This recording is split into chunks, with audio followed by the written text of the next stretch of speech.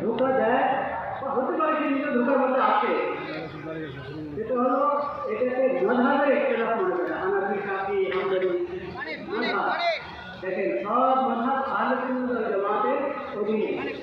আহলে সুন্নাত ওয়াল জামাতের এক একটি মাযহাব। কাদিয়ানী আহলে সুন্নাত ওয়াল জামাত হবে চিরকাল ইসলামের মধ্যে থেকে বাইরে, এটা মাযহাবের ইখতিলাফ নয়।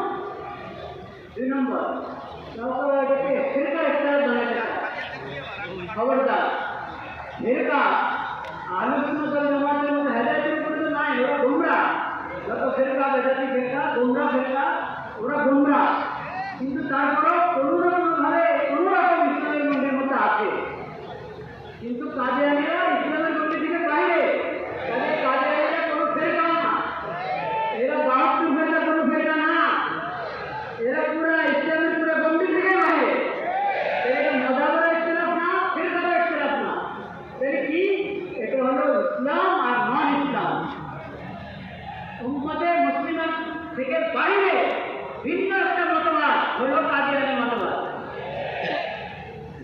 এটা স্পষ্ট থাকতে হবে সবার কাছে, প্রশাসনের সবার কাছে, সাংবাদিকদের সবার কাছে স্পষ্ট থাকতে হবে। আরো একটা ধোঁকা প্রতারণার শিকার হয় বা শিকার করতে দেয় অনেকে, যে এই দেশে তো কত মুসলিম আছে, কাদিয়ানীরা থাকবে, সমস্যা কি?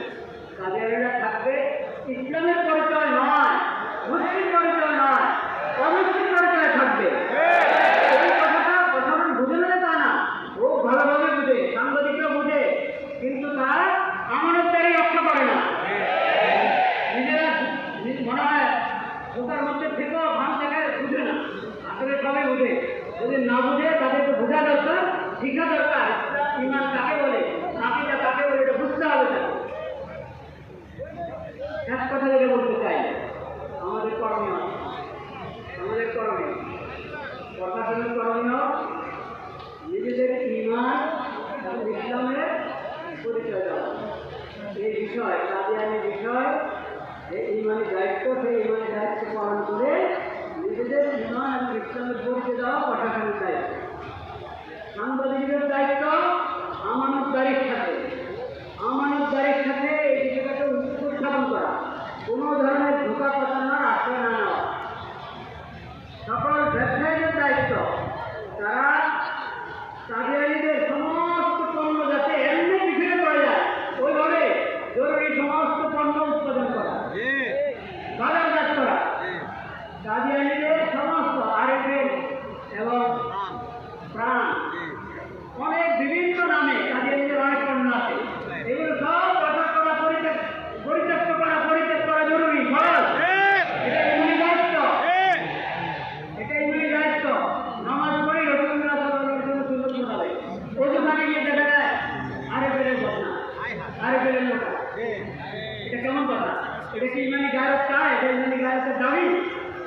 এই জন্য কাদিয়ানীদের সমস্ত পণ্য আমরা বুঝে শুনে, এই নামে অপরিচিত অপরিচিত নামে যেটা ওটা থেকে আমরা দূরে থাকবো ইনশাআল্লাহ।